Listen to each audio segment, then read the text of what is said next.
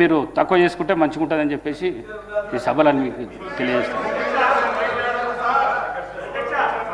Speaker sir, మీరంటే వ్యక్తిగతంగా గౌరవం ఉంది, మీరు నేను మిత్రులం, అందరికీ తెలిసిందే. కానీ మీరు తీసుకున్న నిర్ణయం తప్పైనా తప్పకుండా ప్రశ్నించే అధికారం, హక్కు నాకు సభ్యుడిగా ఇక్కడ ఉంటుంది సార్.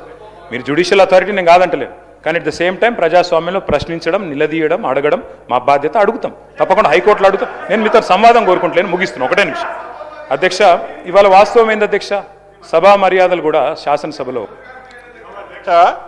అనుభవం ఉన్న శాసనసభ్యులు ఎవరైతే ఉన్నారో ఇప్పటిదాకా కట్టుకథలు ఏదైతే విచిత్రంగా చూపించారు ఒక స్క్రీన్ మీద, ఈ కట్టుకథలతో పాటు చివరికి జడ్జి స్థానంలో ఉన్న మిమ్మల్ని కూడా ప్రశ్నించే స్థాయికి మాట్లాడుతున్నారంటే వారు ఏ రకమైన అహంకారంతో మాట్లాడుతున్నారో ఒక్కసారి తమరు గమనించాలి. ఇప్పుడు కాదు, రాష్ట్ర ప్రజలు గమనించారు.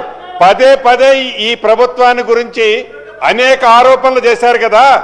2 సార్లు 4 సార్లు ఎన్నికల్లో ఎందుకు మీరు ఓడిపోయారు? ఇప్పుడు నిన్నగాక మొన్న జరిగిన మున్సిపల్ ఎన్నికల్లో ఓడిపోయారు, గ్రామ పంచాయతీలో ఎన్నికలు ఓడిపోయారు. నిజంగా మీరు అడిగేవి నిజమే అయి ఉంటే, మీరు చెప్పేవి నిజమే అయి ఉంటే ప్రజలు మీకు ఓట్లేసి ఉండేవాళ్ళు కదా. మీకు ఓట్లు అయిపోతే ఇంకా మీరు అవగాహన చేసుకోకుండా కట్టుకథలు, మాటల గారెళ్ళు, ఇంకా నిరంకుశమట.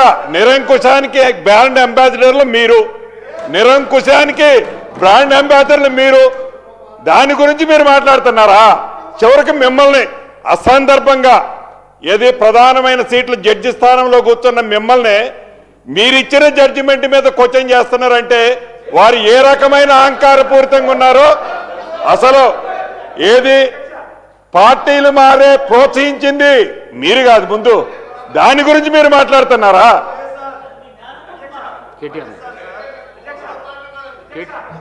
కేటీఆర్ గారు కన్క్లూడ్ చేయండి. Speaker, yes sir, concluding sir, 1 minute.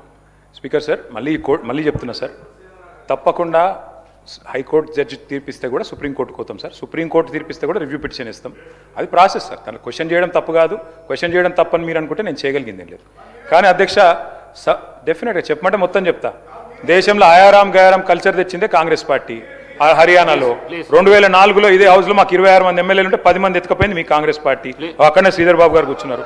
మాకు శుద్ధులు చెప్పొద్దు, అధ్యక్ష. ఇవాళ సభా మర్యాదలు మంటగలుస్తూ ఉన్నాయి అధ్యక్ష. సంస్కారాలకు దాన సంస్కారాలు చేస్తూ ఉన్నారు అధ్యక్ష. సభ్యతను సమాధి చేస్తూ ఉన్నారు. బజారు భాషలో దిగజారి దూషణలు చేస్తున్నారు. మీరు కరెక్ట్ చేయడం లేదు. ముఖ్యమంత్రి స్వయంగా అక్కడ నిలబడి బడివే అని మాట్లాడితే మీరు కరెక్ట్ చేయలేదు.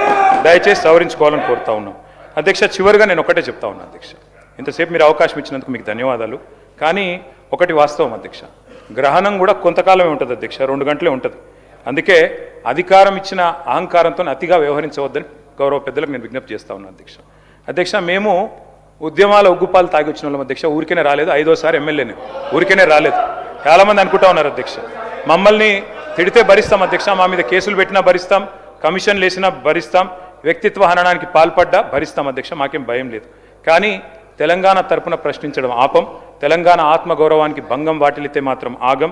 తెలంగాణ ఖ్యాతికి మచ్చదెస్తే మౌనంగా ఉండం. తెలంగాణ హక్కులకు నష్టం కలిగితే చూస్తూ ఊరుకోం. తెలంగాణను తెరలు చేస్తే వదిలిపెట్టం. జై తెలంగాణ, జై కేసీఆర్. శ్రీ బలారాజీ.